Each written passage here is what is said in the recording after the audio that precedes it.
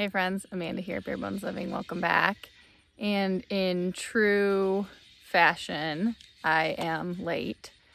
And these carrots really need to get harvested. I mean, check this one out here. You see this guy? That is not going to be an edible carrot anymore. I don't think. And I swear this was not like this like 2 days ago. I was going to wait until this weekend, but I had an opportunity to do this right now. And so I figured I would just come out while it's a little cooler and the sun's going down to harvest these carrots.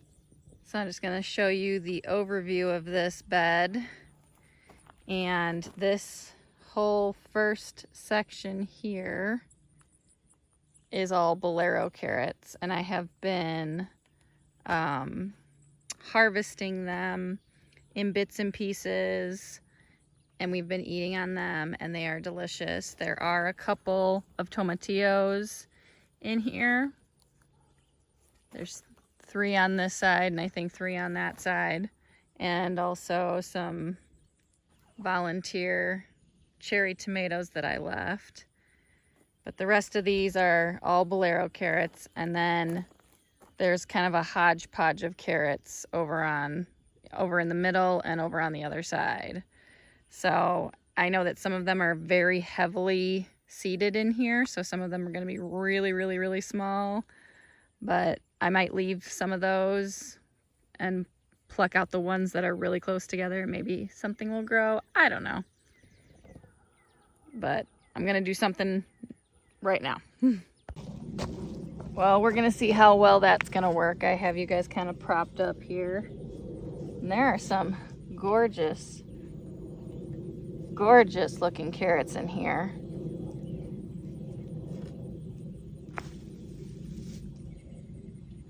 Look at that. That is excellent. These Bolero carrots, I'm so happy with. And I keep meaning to order more.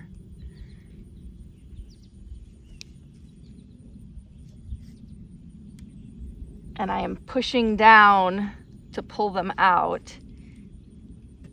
And it does work quite well, but it is still a bit of a struggle.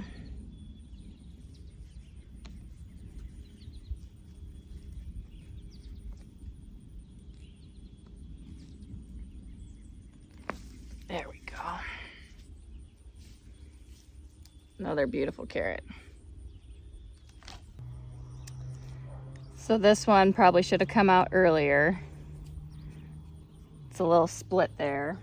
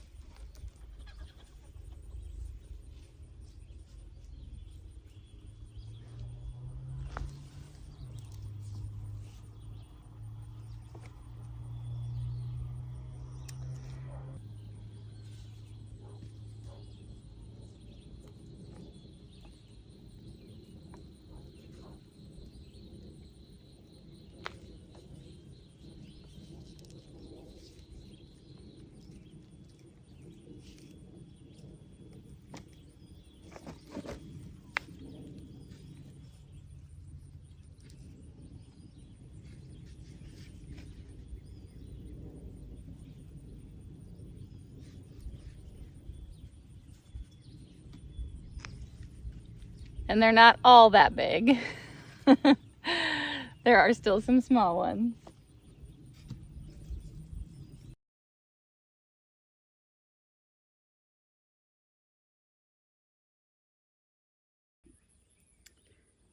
Not sure if you can totally tell because a lot of them have fallen over, but I did harvest all of the Bolero carrots, and you can see that this tomatillo plant was growing inside there, as well as this one.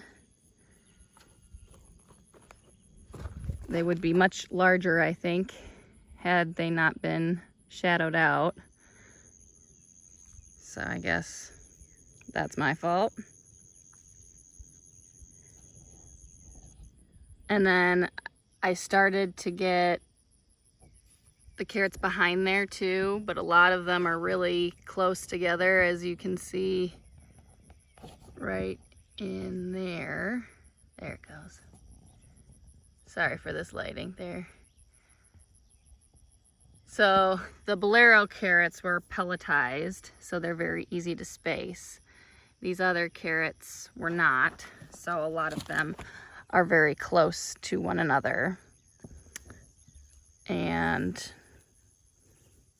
for that reason, they're not as large. So I'm stopping at this point. I've harvested way more than my basket can handle. I am super happy with my Bolero carrots. These purple ones, I'll write the name down. I can't remember what it is off the top of my head. They've grown some beautiful carrots, and the inside of them is orange, so that's nice. And I just have different varieties here and different varying degrees of success, which is to be expected. But it's getting late and I still need to feed my children. So this has to be where I leave it for today.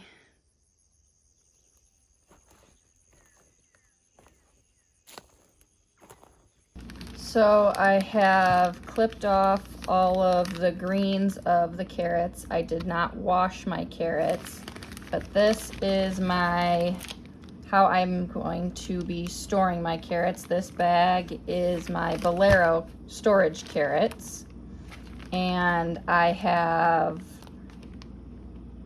from what I harvested, I had 5 pounds. That's not including what I had already pulled out, plus a couple more while I was chopping the greens off. My boys wanted some snacks, so I got over 5 pounds of Bolero carrots, but in this bag there is 5 pounds of Bolero carrots.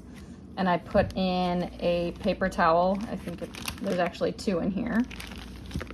2 wet paper towels, just damp, so that if I squeezed them, no moisture is going to be coming out of them, but damp paper towel. And then I put a couple of really small holes. I don't know if you can see. There's like a hole here. I put 3 holes on either side of the bag, and I'm going to be storing them in my refrigerator.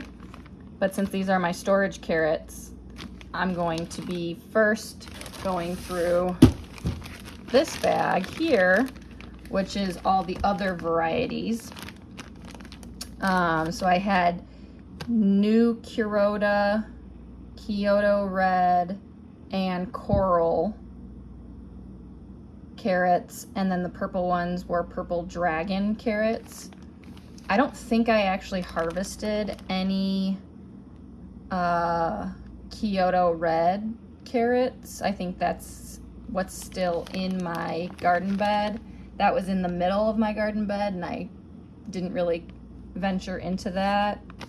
And then that one really bad split Bolero carrot I put at the top of this one because I will go through these carrots first. Because of that split, it's no longer a good storage carrot. And again, I put in the moist paper towel, and on this one, instead of poking holes, I left a little opening in the freezer bag for ventilation. And I'm just going to store them in this additional fridge that we have in our tiny house for our long-term storage. So that other bag of carrots with the combination of the different varieties, that was another about 3 pounds of carrots. So in all, I had just over 8 pounds of carrots that I had harvested. And I still have that bed is not totally cleared out, but I don't think they're gonna grow very much more, and they're all gonna be pretty small. I don't know how long these carrots will last us, but that's the largest carrot harvest I've ever had. And then I still have time now to plant more carrots, and I do plan on doing that. I just placed the order for more Bolero carrots, and I plan on trying to put them in my in-ground garden. I'm gonna pull out my onions. My plan is to pull out my onions this weekend and plant those Bolero carrots where the onions were for a second harvest. So I'm really excited. I'm really happy with this harvest, and I hope this next one's even more successful. I hope you guys enjoyed. I'll catch you in the next one. Thank you guys for stopping by today and joining in on our journey here at Bare Bones Living. We'll catch you on the next one.